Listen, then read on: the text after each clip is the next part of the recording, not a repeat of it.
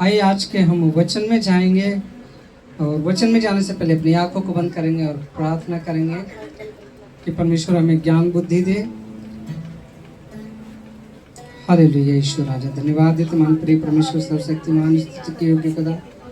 हाँ प्रिय प्रभु जी, जब हम आपकी उपस्थिति में आए तो पिता आदर और सम्मान के साथ आए प्रिय खुदा, क्योंकि सच में प्रिय प्रभु जी आपके हाथ में आना कितना ही भयानक बात है स्वर्गीय खुदा।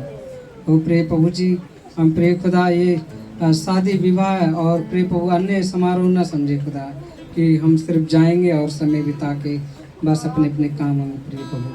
मेरे स्वर्गीय खुदा, हम समझ चाहते प्रिय पिता कि हम सच में ये कई दिनों से चल रहे हैं प्रिय प्रभु, ये कई दिनों से हम ये चीज़ें कर रहे हैं, लेकिन प्रिय पिता आपने हमें आज मुझे सच में कठोरता से समझाया खुदा कि मुझे बोलना चाहिए प्रिय प्रभु जी। हाँ प्रिय परमेश्वर खुदा, हाँ पिता, क्योंकि सच में ये हमारी इच्छा नहीं प्रिय प्रभु, केवल आपकी इच्छा पूरी होनी पाए। सारी आदर सारी महिमा आपके नाम को देते हुए विनती प्रार्थना प्रिय प्रभु यीशु के नाम से, आमीन। आज का विषय भी यही है, मन का कठोर होना। आज का विषय क्या है? मन का कठोर होना। एक काल्पनिक कहानी लेते हैं, और काल्पनिक नहीं है परंतु कहीं ना कहीं हमारे जीवनों में ये असर करता है। कोई परिवार है और उस परिवार का जो मुखिया है वो अपने कमाने जाता है, अपने परिवार को पालने के लिए जाता है ना। उनका पालन पोषण, उनका रहन सहन, उनका खाना पीना, इन सब चीज़ों का वो क्या है, बंदोबस्त करने के लिए नौकरी करता है ना। दर दर की ठोकरें खाता है, लोगों की बातें सुनता है। आपने बेलदारों को भी देखा होगा है ना, मिस्त्रियों को भी देखा होगा कि किस रेती से वे लोग मेहनत करते हैं और काम को करते हैं। अभी पिछले दिनों हमारे यहाँ है ना बाथरूम का काम चल रहा था और मैंने देखा सच में कि कितना मेहनत का काम है। आप लोगों ने शायद उन लोगों को भी नहीं देखा होगा जो है ना दिहाड़ी मजदूरी करते हैं और मलबे को ढोते हैं या सीमेंट के कट्टे को उठाते हैं, है ना। यदि आपने देखा होगा तो उन बातों को आपने कभी महसूस भी नहीं किया, कभी सोचा भी नहीं कि कहीं ना कहीं हमारे परिवार का मुखिया भी तो ऐसे ही करता है ना। हमारे परिवार का जो मुखिया है वो इन बातों का सामना करता है।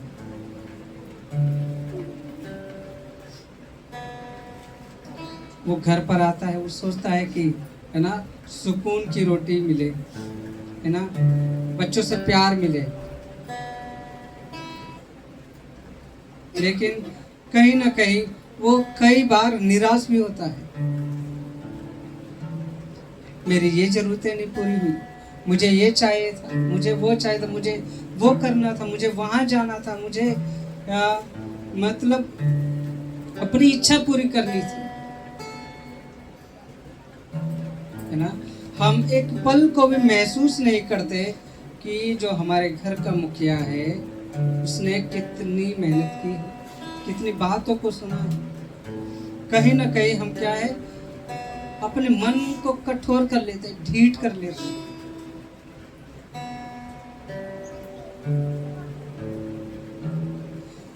ऐसे ही हम बाइबल में भी पाते हैं, यीशु मसीह चेलों के साथ होते हैं, चेलों के साथ समय बिताते हैं, चेलों के साथ वो लोग है ना जाते हैं, गली गली, नगर नगर, शहर शहर, लोगों को चंगाई देते हैं, लोगों की सहायता करते हैं। और इन बातों को जो चेले हैं वो अपनी आंखों से, प्रत्यक्ष आंखों से, खुली आंखों से देखते हैं। लेकिन कई बार हम बाइबल में जब हम पढ़ते हैं तो हम पाते हैं कि कई चेले जो है उन पर विश्वास नहीं करते। कई लोग कई जो चेले होते हैं वो अपने मन को कठोर कर लेते हैं। यीशु मसीह ने 70 चेलों को चुना, है ना। और जब यीशु मसीह ने कड़े शब्दों को बोलना शुरू किया, जैसे हमारे परिवार का जो मुखिया है वो कड़े शब्द को बोल देता है ना, कुछ ऐसे शब्द बोल देता है वो हमें पसंद नहीं आता और फिर हम अपने मन में कुड़कुड़ाने लगते हैं।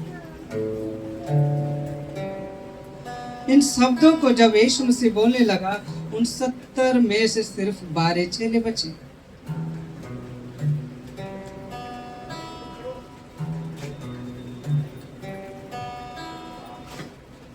मरकुस की किताब जब हम पढ़ते हैं तो हम पाते हैं कि यीशु मसीह अपने 12 चेलों के सामने, है ना, अद्भुत रीति से 5000 लोगों को वहां पे रोटी खिला रहे हैं।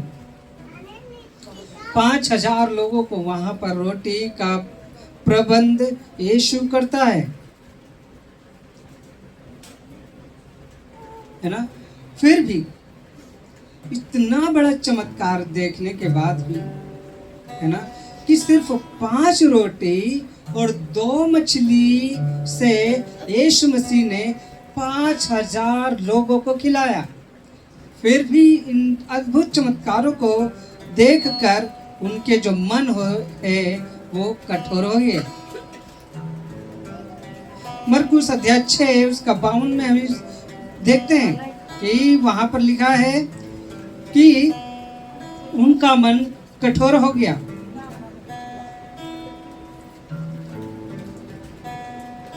और यही कारण है कि यीशु मसीह, है ना, जब वो दूसरे नगर को जाने वाले थे रात के समय में, है ना, उसने उन सभी चेलों को कहा, तुम लोग जाओ, चले जाओ, मुझे थोड़ी देर अकेला छोड़ दो।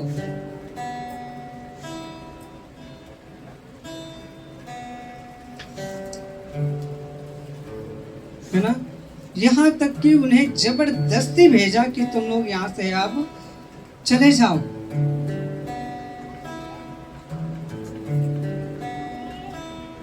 है ना, लेकिन यीशु मसीह उनके साथ नहीं गया। है ना, और हम देखते हैं कि वे पहाड़ पर जाकर प्रार्थना करने लगा और चेले भी यीशु मसीह को वहीं छोड़कर नाव में बैठकर रवाना हो गए, चलते बने। यीशु को अकेला छोड़कर वो क्या है, रवाना हो गए। उसके साथ चलने वाले, उसके साथ खाने पीने वाले, उसके साथ, है ना, सेवा संगति करने वाले यीशु के एक डांट पर वो सिर्फ क्या है, छोड़ के चले जाते हैं। मुझे आश्चर्य होता है कि जब यीशु ने डांट कर भेज देता है, कोई भी एक भी चेला उनमें से, है ना, उसे बोलता नहीं है कि प्रभु हम तुझे छोड़कर कहाँ जाएं, या तू जहां जाएगा हम वही जाएंगे। है ना, यहाँ तक भी ने कहा कि प्रभु चल ठीक है, तू वहां प्रार्थना कर, हम यहीं वेट करते हैं, यहीं इंतजार करते हैं, पर हमें अपने से दूर ना कर।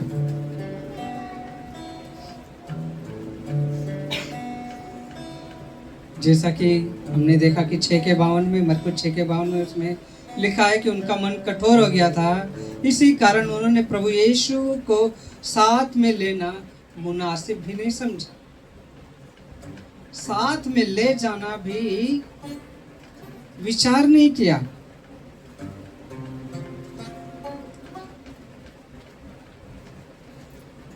वो उसके साथ दिन रात रहते थे, वे लोग उनके साथ, है ना, उसकी उपस्थिति में चिन्ह चमत्कारों को देखते थे। लेकिन, है ना, एक पल ऐसा भी है कि वो लोग उन्हें छोड़ के चले जाए।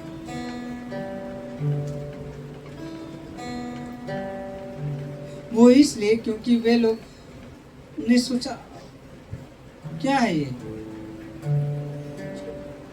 है ना। जब चाहे डांट दिया, जब चाहे ये वो,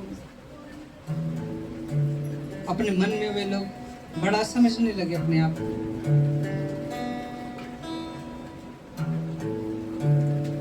बाइबल में अनेकों बार और अनेकों स्थान में हम देख सकते हैं कि जब किसी का मन कठोर हुआ है तब तक उसके जीवन में घोर संकट आया है। हालेलुया। जिस व्यक्ति ने अपने मन में घमंड किया है, अपने मन को कठोर किया है, उसके जीवन में संकट ही संकट आया है।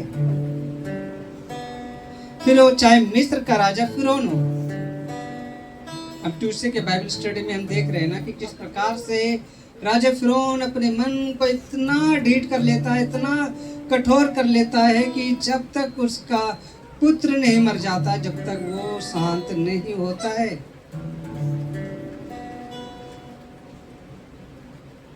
ना। और यहाँ तक हम बाइबल स्टडी में देख रहे हैं, मंगलवार की बाइबल स्टडी में, कि इजरायली लोग भी अपने आप को ढीठ कर रहे हैं, क्रोधित कर, कठोर कर रहे हैं, और इस कारण से उन्होंने मृत्यु को चखाए है ना। हम देख रहे हैं ना बाइबल स्टडी में कई लोगों ने क्या है, मृत्यु को चखा और वायदे किए हुए देश में वे लोग प्रवेश नहीं कर पाए। हालेलुया। पहला पत्रस 5:5 में परमेश्वर कहता है, परमेश्वर अभिमानियों का विरोध करता है परंतु दीनों पर अनुग्रह करता है। हालेलुया। जो दीन होता है, जो नम्र होता है, परमेश्वर उन पर अनुग्रह करता है, उन पर दया दिखाता है। वह किसी भी संकट में क्यों ना हो, वह किसी भी परेशानी में क्यों ना हो, परमेश्वर उन्हें हाथों हाथ ले लेता है।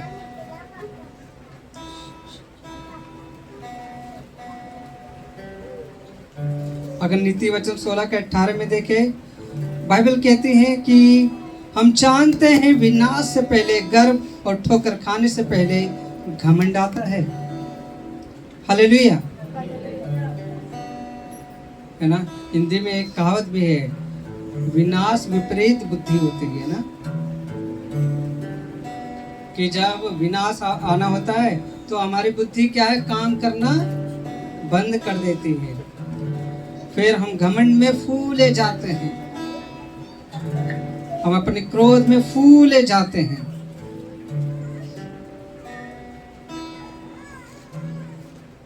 इसलिए जरूरी है मेरे प्रिय कि हम अपने आप को परमेश्वर के आगे दीन करें,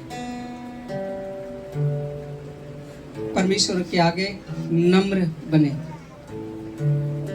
और जब परमेश्वर की दीनता और नम्रता हमारे जीवन में होगी तो हम एक दूसरे को भी प्रेम करने पाएंगे। हालेलुया।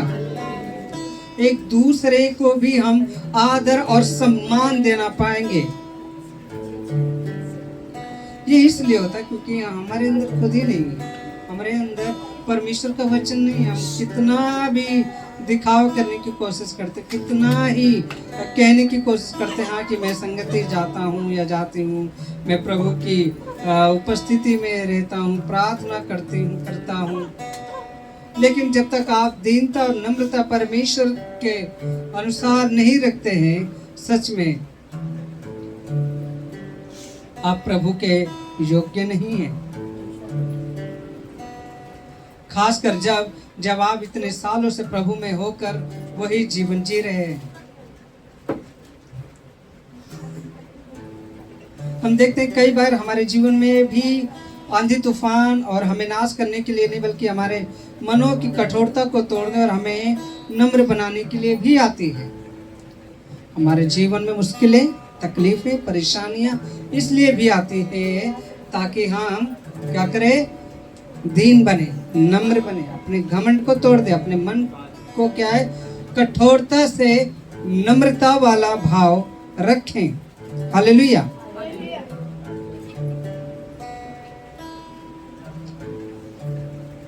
और जब हम आज ये वचन पढ़ रहे हैं, है ना, आप लोग अपने मन में जांचें, अपने जीवन में जांचें कि क्या मैं अपनी कलीसियाँ, अपने पास्टर या अपनी सेवकाई या अपने माता पिता या अपने भाई बहन या अपने रिश्तेदारों के प्रति कुछ कठोरता तो नहीं। इस बातों पर क्या है, विचार करें।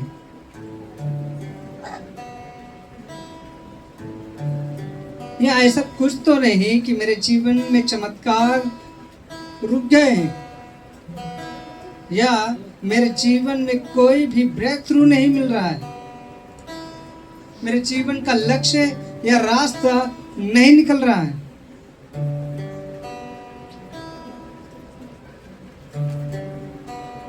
ना, या क्यों मेरे जीवन में चारों ओर अंधकार नजर आ रहा है, मेरा जीवन आंधी तूफान में क्यों फंसा हुआ सा लग रहा है।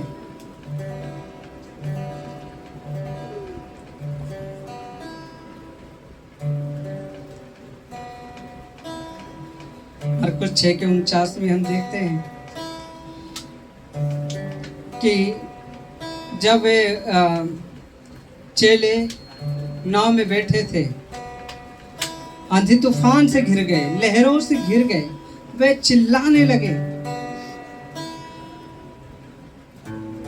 और यीशु वहां पर पानी पर चलते हुए आ रहा है। हालेलुया। आप लोग जाग रहे हैं कि नहीं? आमीन के साथ आप लोग है ना अपनी बुलाहट को बोले, अपनी उपस्थिति को दर्शाएं। जब परमेश्वर का वचन है ना छुए, उसी समय आप हालेलुया चिल्लाएं।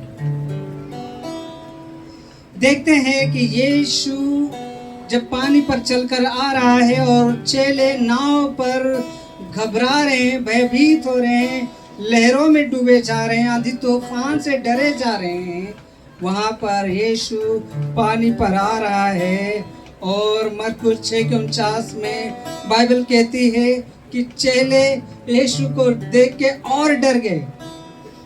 क्यों? उन्होंने सोचा ये भूत है। हालेलुया। उन्होंने क्या सोचा? ये कोई भूत है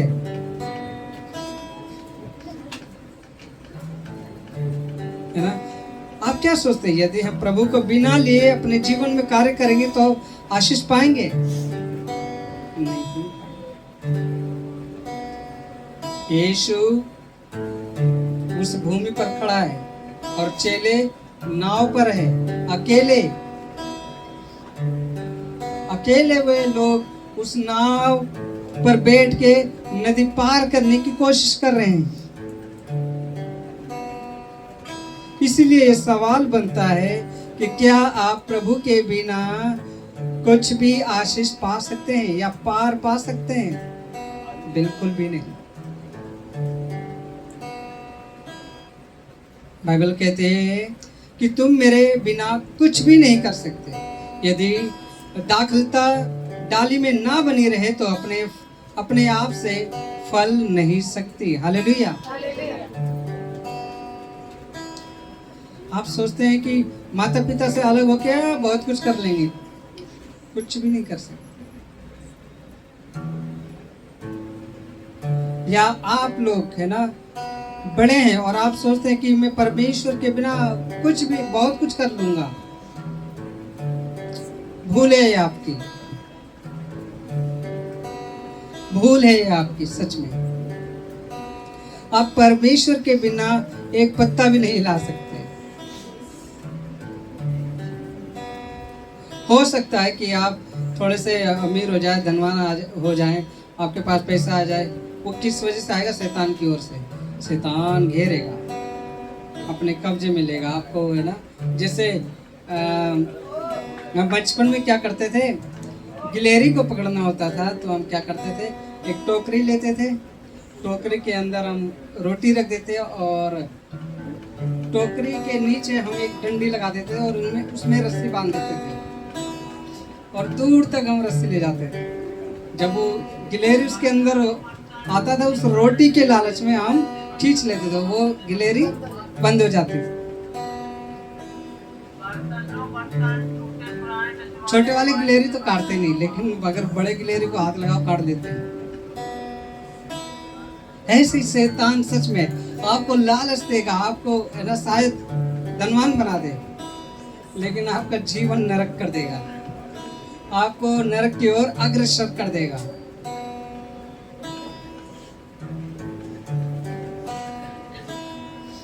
है ना, हम देखते हैं कि उसी रात जब चेले वहां पर थे, नाव में घबरा रहे थे, डर रहे थे, है ना, वही हुआ भी उसी रात। समुद्र भारी आंधी आई, तूफान भी आया और यहाँ तक नाव जो है डोल रही थी, डूबने पर थी। सभी को लगा ये यात्रा अब उनकी जीवन की आखिरी यात्रा होगी। दूर दूर तक कोई भी सहायता के लिए नहीं था, है ना। अभी मैंने एक न्यूज़ को देखा, एक पोस्ट को देखा फेसबुक में। कोई व्यक्ति था, वो मछली पकड़ने के लिए समुद्र में गया और उनकी जो नाव है वो डूब गई, पलट गई। जो वो व्यक्ति था उसे तैरना आता था, नाम मुझे याद नहीं है। लगातार 5-6 दिनों तक वो तैरता रहा, भूखे प्यासे। बारिश जो होती थी उस बरसात से अपनी प्यास को बुझाता था, है ना। वहां पर देखते हैं कि बांग्लादेश के सीमा पर वो पहुंच गया था। तो बांग्लादेश के जो सीमा है, जहां पर वो लोग समुद्र पर पहरा देते हैं, वहां की जो सेना के लोग हैं, उन्होंने देखा कि कुछ चीज है जो तैर रही है ना, दूर से देखा। और फिर उसके पास वो बड़ी सी नाव या जहाज लेकर गए और उसे बचाया। उस समय ऐसा नहीं था कि कोई बड़ी जहाज लेके घूम रहा हो बचाने के लिए, नहीं। हाँ, यात्रा के लिए जाते थे, लेकिन दिन में जाते, रात में कौन देखेगा। चेले वहां पर घबरा रहे हैं, डर रहे हैं,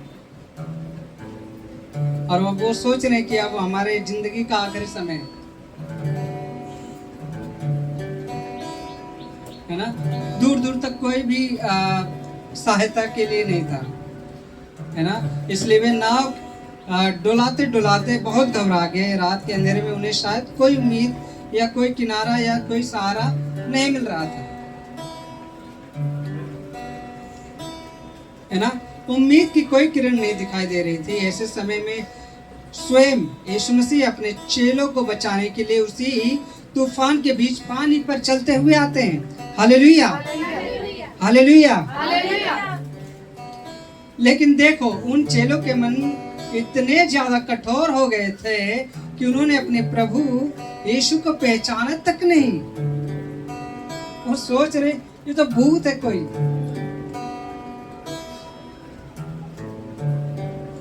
है ना। वो डर के मारे चिल्लाने लगे, चिल्ला चिल्ला कर कहने लगे, ये भूत है, ये भूत है।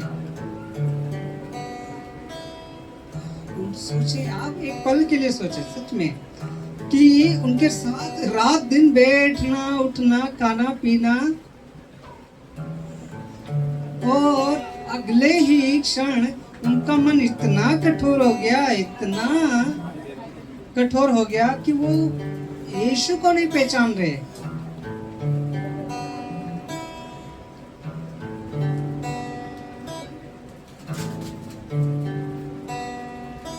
भेड़ें अपने चरवाहे को और उसकी आवाज को भी पहचानती है, बाइबल कहती है। हालेलुया।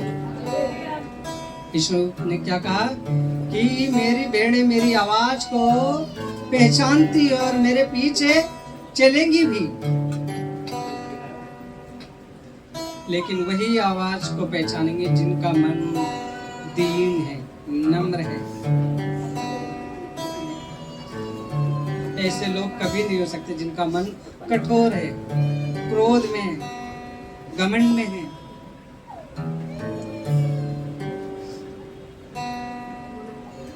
है ना। लेकिन हम देखते हैं कि प्रभु के चेले अपने गुरु, अपने स्वामी को ही नहीं पहचाने। ये तब होता है जब हमारे मन बहुत कठोर हो जाए, जब हम अपने क्रोध में दूसरे के प्रति ऐसी ऐसी बातों को सोच के बैठ जाते हैं और ऐसे ऐसे मन में बातें बना लेते हैं और उस पर शैतान डबल काम करता है। हालेलुया। शैतान क्या करता है? डबल काम करता है कि हाँ ये सही बात है, हाँ ये सही बात है, हाँ उस व्यक्ति ने जरूर ऐसा कहा, हाँ वो ऐसा सोच रहा होगा मेरे लिए।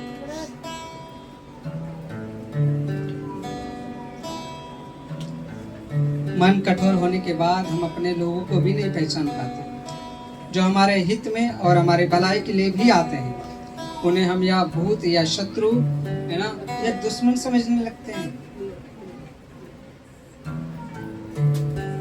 जैसे कि मैंने उस कहानी को अभी शुरू में बताया कि घर का एक मुखिया कितना मेहनत करता है ना, लेकिन फिर भी हम क्या है अपनी इच्छा के अनुसार, अपने बातों के अनुसार उसके लिए हम मन को कठोर कर लेते हैं।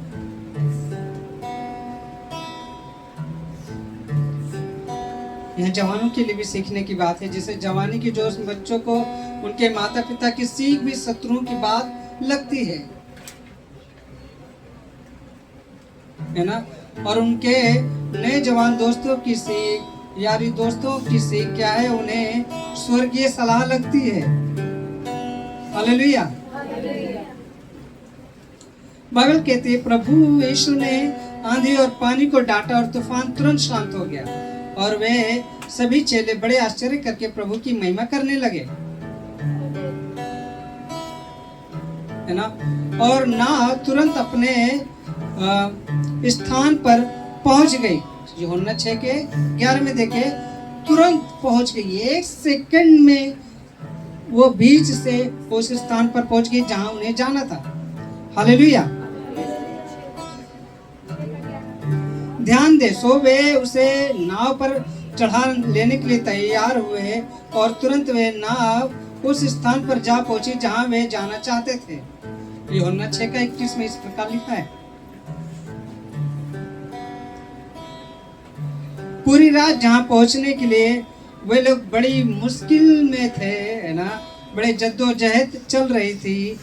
वे प्रभु को साथ लेने के कारण एक पल में वहां तुरंत ही पहुंच गए। हालेलुया।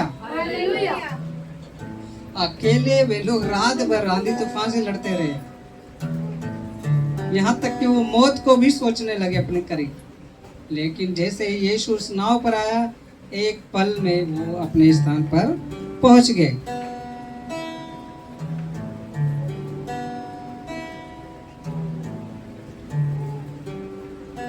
मेरे प्रियो, जीवन के जिस मुकाम या जिस लक्ष्य को आप पाने के लिए संघर्ष कर रहे हैं, है ना, और नाव को डुलाते, जीवन की नाव को डोलाते डोलाते घबरा रहे हैं,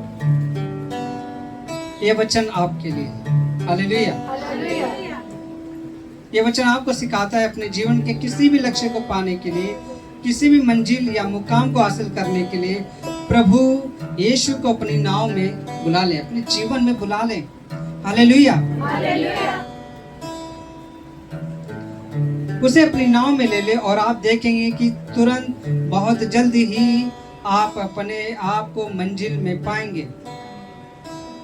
चाहे फिर आपकी मंजिल किसी भी प्रकार की सफलता क्यों ना हो। हालेलुया।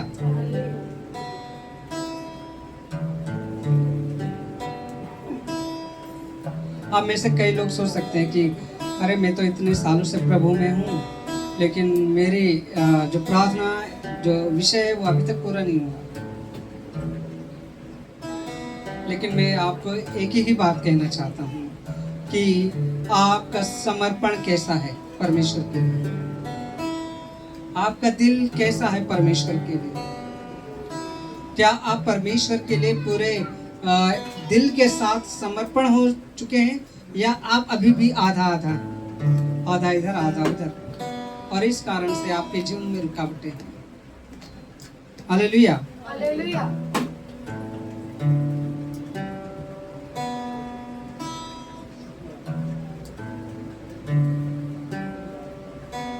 परमेश्वर हमारे जीवन में सच में चल रहे तमाम आंधी तूफान और लहरों को चीरते हुए उनको पैरों तले रोंदने के लिए तैयार है। वो चाहता है कि हम उसे अपने जीवन में स्वीकार करें, उसे हम अपने जीवन में उतार लें और फिर देखें बाइबल क्या कहती है, तुम शैतान को अपने पैरों तले कुचलोगे। हालेलुया। और ये आपको न केवल बचाएगा बल्कि आपको आपकी बुलाहट, आपकी मंजिल तक भी जल्दी ही पहुंचाएगा।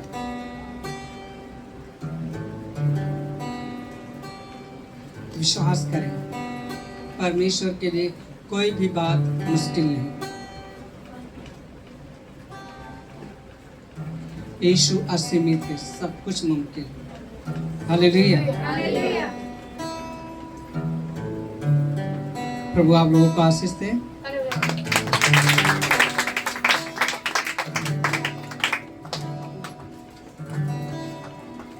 आइए हम अपनी